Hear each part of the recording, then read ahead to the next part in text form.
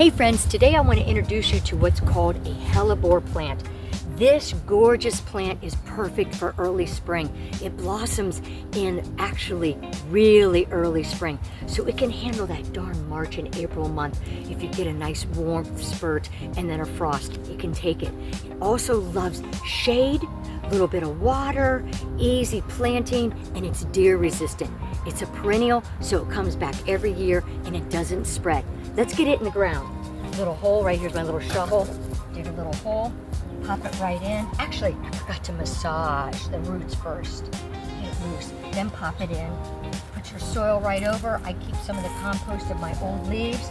I have another hellebore right here, and it's the anchor of this gorgeous rock. Remember, deer resistant, loves the shade, created this really pretty little woodland look.